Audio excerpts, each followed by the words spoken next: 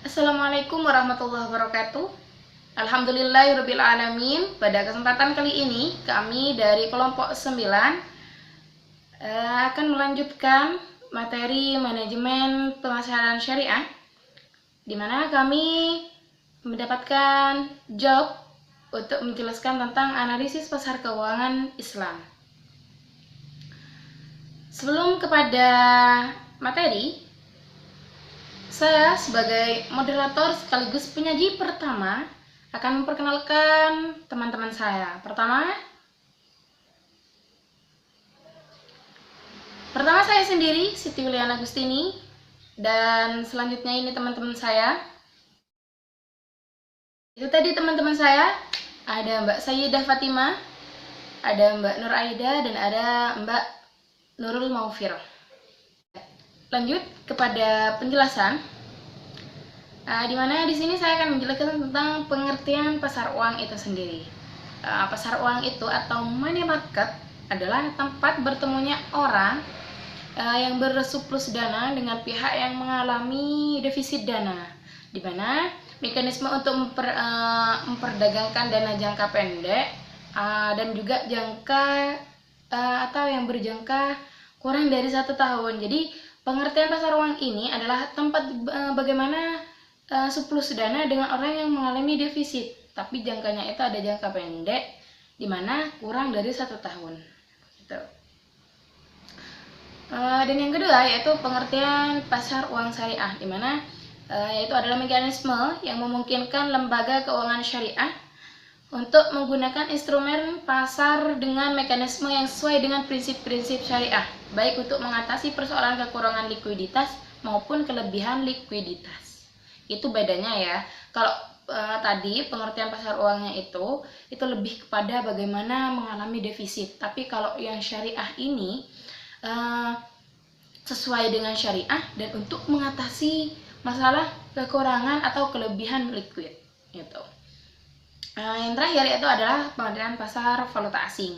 Ini kenapa kami juga akan menjelaskan ini, karena ini juga bagian dari money market ya, pasar keuangan gitu. Di sini adalah transaksi valuta asing yang dilakukan antara negara maupun pengertian pasar valuta asing yaitu adalah transaksi valuta asing yang dilakukan antar negara maupun suatu negara. Itu kalau pasar valuta asing, dimana mekanismenya itu seseorang itu dapat mentransfer daya beli antar negara, memperoleh atau menyediakan kredit untuk transaksi perdagangan internasional, dan meminimalkan risiko kerugian akibat terjadinya fluktuasi kurs suatu mata uang. Gini, maksudnya jika perdagangan ini pasar falasi ini adalah bagaimana itu mekanismenya itu daya beli kan antar negara ya, terus memperoleh atau menyediakan kredit di situ untuk perdagangan internasional, dan juga meminimalkan risiko kerugian akibat terjadinya fluktuasi kurs suatu mata uang. Jadi di sini mengatasi takut ada kerugian nanti mata uang itu kan. Setiap negara itu setiap negara itu kan beda ya mata uangnya gitu ya. Itu penjelasan dari saya selaku penyaji pertama. Selanjutnya akan dilanjutkan oleh presentasi kedua ya, yaitu Mbak Nurul Maufir. Silakan Mbak Nurul Maufir. Ini saya akan menjelaskan mengenai fungsi, peserta, dan tujuan pasar uang. Pasar uang secara tidak langsung berfungsi sebagai sarana pengendali moneter. Operasional moneter syariah ditujukan untuk mencapai target operasional pengendalian moneter syariah yang dapat berupa kecukupan likuiditas perbankan syariah dan variabel lain yang ditetapkan oleh Bank Indonesia. Dan para peserta dalam pasar uang di sini adalah yang pertama lembaga keuangan, lembaga pemerintah, dan yang terakhir individu. Dan pihak-pihak yang terlibat dalam pasar uang di sini ada dua, yaitu pihak yang membutuhkan dana dan juga pihak yang menanamkan dana, yaitu disebut dengan investor. Nah, bagaimana jual beli falas menurut syariah? Pada prinsip syariahnya, perdagangan valuta asing dapat dikategorikan dengan pertukaran antara emas dan perak, atau dikenal di dalam terminologi fikih dengan istilah yang disepakati para ulama tentang keabsahannya.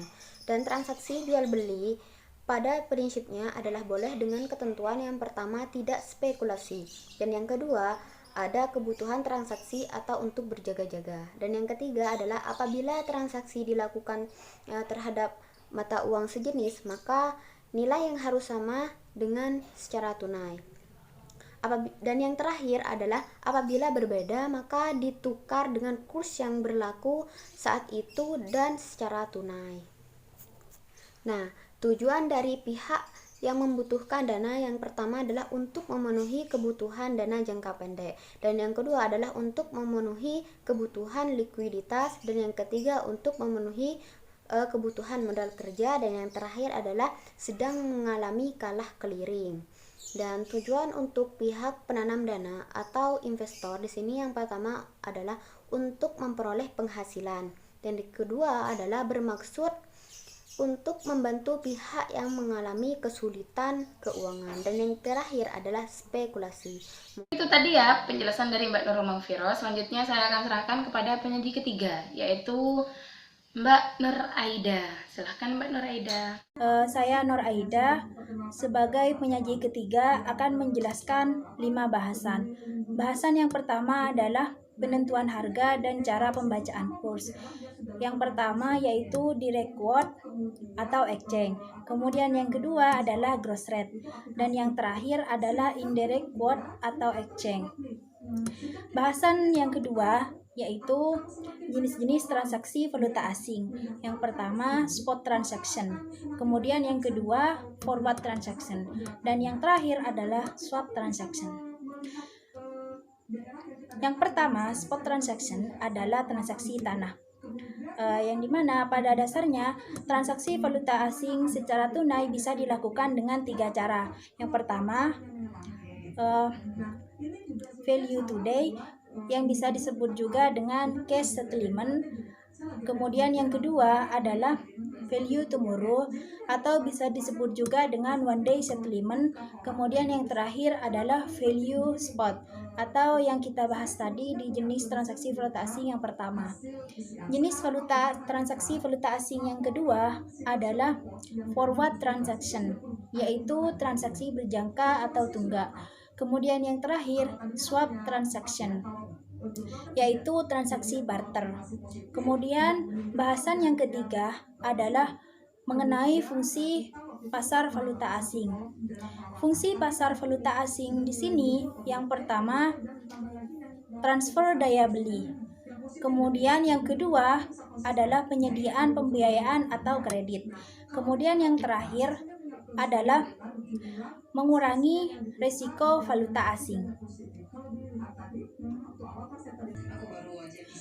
Kemudian pembahasan yang keempat adalah pelaku pasar valuta asing, yaitu pelaku pasar valuta asing sebenarnya terdiri atas 2 jenis tingkatan, yaitu antar bank dan klien. Kemudian sedangkan peserta transaksi pasar valuta asing ada 4. Yang pertama dealer falas, bank dan non-bank. Kemudian yang kedua perusahaan dan individu. Kemudian yang ketiga spekulator dan arbitrase, dan yang terakhir adalah bank sentral. Pembahasan yang terakhir di sini adalah perbedaan antara pasar uang dan pasar modal. Perbedaan antara pasar uang dan pasar modal di sini yang pertama, di pasar uang pengalokasian dan pinjaman dananya jangka pendek. Sedangkan di pasar modal, instrumen yang diperjualbelikan adalah surat-surat berharga jangka pendek. Kemudian perbedaan yang kedua, pasar uang transaksinya abstrak, tempat transaksinya itu abstrak. Sedangkan pasar modal tempat transaksinya berada di bursa efek. Perbedaan yang ketiga adalah pasar uang tidak terorganisasi, sedangkan pasar modal terorganisasi. Kemudian perbedaan yang terakhir adalah pasar uang bertujuan untuk memenuhi modal jangka pendek, Sedangkan pasar modal adalah bertujuan untuk penguasaan perusahaan. Ya, terima kasih Mbak Nuraida. Selanjutnya yaitu penyaji terakhir Mbak Sayyidah Fatimah. Sekaligus menjadi pamungkas ya dari presentasi sekarang yang akan menjelaskan gitu. Ya, silakan Mbak Sayyidah Fatimah. Saya sebagai penyaji terakhir akan menjelaskan mengenai instrumen pasar uang di Indonesia. Instrumen pasar uang di Indonesia itu ada dua macam. Yang pertama, instrumen pasar uang konvensional, dan yang kedua itu instrumen pasar uang dengan prinsip syariah. Yang pertama, saya akan menjelaskan mengenai instrumen pasar uang konvensional. Adapun jenis-jenis instrumen pasar uang konvensional yang ditawarkan adalah yang pertama itu yang pertama itu adalah sertifikat Bank Indonesia. Kemudian yang kedua itu pasar uang antar bank. Kemudian yang ketiga itu surat berharga pasar uang. Kemudian selanjutnya sertifikat deposito, terus ada commercial paper, terus ada repurchase agreement, terus kemudian ada bankers acceptance, kemudian ada promise, dan yang terakhir itu we sell. Tuh. Adapun jenis-jenis instrumen pasar uang dengan prinsip syariah yang ditawarkan yaitu adalah yang pertama itu